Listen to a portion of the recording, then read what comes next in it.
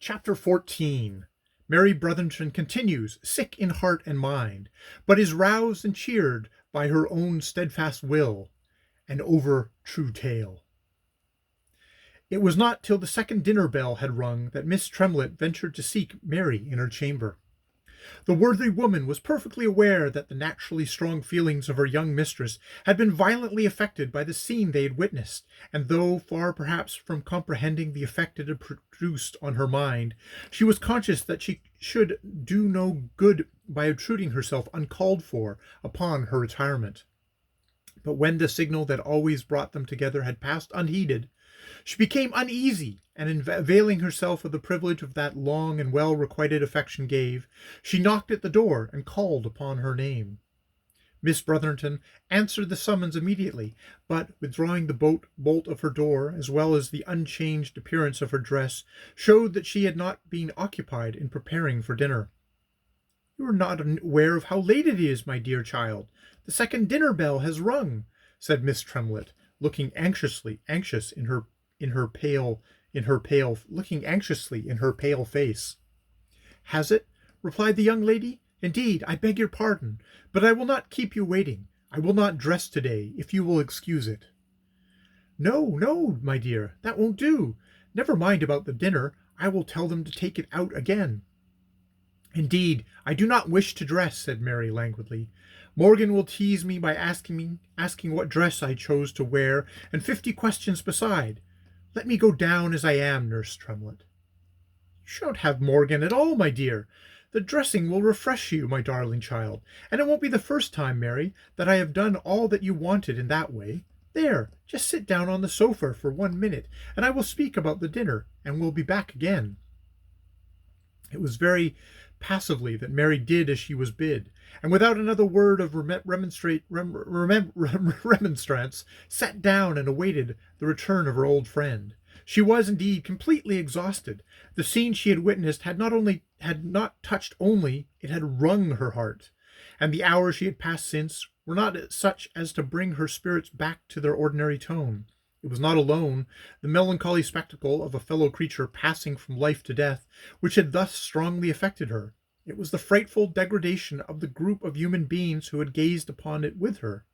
It was the horrible recollection of the dying woman's statement respecting the lacerated flesh of her child, and it was the filth, the misery, the famine, and the vice that she had been warned of and had seen, which had set her powerful, unhealthy, unprejudiced, and unselfish mind to meditate upon the state of things which had produced it. It was hardly possible for anyone to be more profoundly ignorant upon the subject which had thus seized upon her heart than was Mary Brotherton. On the question of Negro slavery she had from her very earliest infancy heard a great deal, for her father was an anti-black slavery man who subscribed to the African Society and the Missionary Fund, drank Mr. Wilberforce's health after dinner whenever he had company at his table, and while his own mills daily sent millions of groans to be registered in the heaven from joyless young hearts and aching infant limbs, he rarely failed to dispatch with nearly equal regularity, all booked for the same region, a plentiful fortune of benevolent lamentations over the sable sons of Africa, all uttered comfortably from a soft armchair, while digestion was gently going on, and his well-fed person in a state of the most perfect enjoyment. On the slavery question, therefore, Mary really knew a great deal, and felt concerning it as every true Christian must feel. But as to everything concerning the nature of the labor performed in the factories by whose chimneys her pleasant park was surrounded, the age, sex, or condition of the laborers, the proportion of their daily existence devoted to toil, the degree of care bestowed on their immortal souls, or the quantum of enjoyment permitted to them by their earthly masters, while awaiting a summons to the presence of their heavenly one, of all this Mary Brotherton was as ignorant as a sleek lapdog that dozed upon her hearthrug. But this carefully adjusted cloud was now passing away from her intellect forever. If, where ignorance is bliss, it is folly to be wise, that folly had seized upon her, for no longer was she destined to taste the doubtful joy of luxury that had never looked upon the seamy side of existence, or dreamed that the means that supplied its exquisite, yet almost unnoted refinements were earned by the agony of laboring infants. But though this, worse than fool's paradise, was thus closed upon her forever, she felt a power and an energy of purpose awakened within her heart, that she thanked God upon her bended knee for giving, though she trembled as she received it. And never did sainted nun breathe purer or more earnest vows of self-devotion to heaven than did this ardent-spirited girl to the examination and, if possible, to the relief of the misery she had at length learned to know existed round her. But like most other persons when occupied by a really profound emotion, Mary felt no inclination to talk about it. She had not indeed the slightest intention to conceal anything she did from Miss Tremlett, but on the contrary hoped eventually to gain much assistance from her strong practical good sense. But she could not discuss, she could not reason, she could not prate about it now, and she went through the business of the dinner table so tranquilly that her watchful companion felt rejoiced, though a little surprised at her recovered composure. Soon after they retired from the table, Mary proposed a walk in the grounds, and as they wandered together through the richly scented flower garden, and then seated themselves where the cool breeze of evening brought the tempered fragrance of their senses more delightfully still, the feverish feeling of tightness across her forehead seemed to relax. As if to apologize for the silent fit that had seized her, Mary looked kindly into the face of her old friend, and then bent forward and kissed her. "Bless you, my dear love, you feel better now, don't you?" said the affectionate old woman. "Yes, dear nurse, much better. The air is delicious tonight." "It was too much for you, my dear child, that dreadful scene this morning. My dear Miss Brotherington, you must be reasonable, indeed you must, or instead of making me the very happiest being in the world as you do now, my life will become one continual terror and alarm. You can do no good, my dear, in putting yourself in such places as we were in today." Mary reflected for a moment before she answered her, and then said, "Are you quite sure, Nurse Tremlett, that a young woman without any natural ties whatever, and with a fortune so large as mine, can do no good by making themselves acquainted with the conditions of their poor neighbors?" "Oh no, Miss Mary dear, I never said that.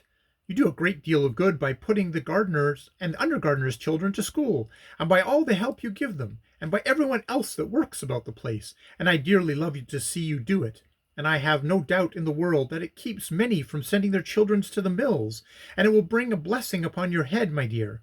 But that's nothing to do with poking yourself in such place as you got in today. You never heard anything so dreadful as what Sir Matthew Dowling was telling me about them before you came out the first time." Mary shuddered as she heard his name. "You will promise me, dear, won't you, never to go to such a horrid place again?" resumed the old woman. "We will not talk about that now, my dear Miss Tremlett. I want to tell you what you think I could do that would be the most useful for those poor young girls. I know what it is to lose a mother, dear nurse, and it makes me feel for them." "God bless your kind heart, my dear. That is just like you, and I wish with all my heart and soul that you lived somewhere among the farming people, for there you would have some reward for your charity. But God help me, if one half of what Sir Matthew told me is true, those horrid girls are worse than is decent to tell you, and the father is as bad. But don't you think, my good friend, considering that I am more than come to years of discretion, and that you are a great deal older still, don't you think it might be as well for us, in a case of such importance as this, to see and judge for ourselves, instead of taking Sir Matthew Dowling's word for it?" said the heiress, while a slight frown contracted her brow. "Why, yes, Miss Mary, only it is so difficult to come at the truth," replied Miss Tremlett. "Surely there is one truth that is easy enough to come at. I suppose you have no doubt upon your mind that these people are in dreadful distress." "Wicked people almost are, Miss Mary."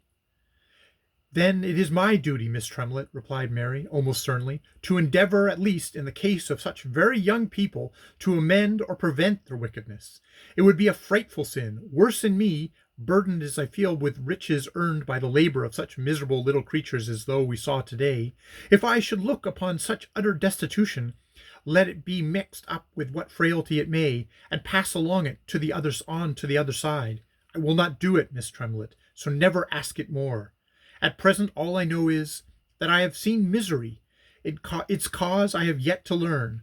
This may be the work of time, and I do not mean to wait till I have acquired such knowledge before I relieve the want and woe I have witnessed.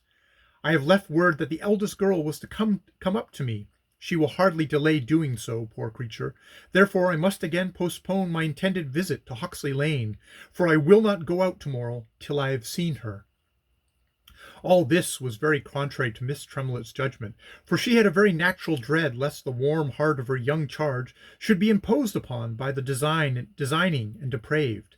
Nevertheless, there was a feeling of respect that came upon her involuntarily, as if it were unawares, as she listened to the firmly spoken purpose of the young girl, whom as yet she could hardly persuade herself was more than a child. In pursuance of the resolution thus declared, Miss Brotherton did not stir from home during the whole of the following day. Lady Clarissa Shrimpton, Miss Gabberley, and one or two of the more distant neighbours called, but she was denied to them all, from the fear that her anticipated interview with Sophie Drake might be interrupted.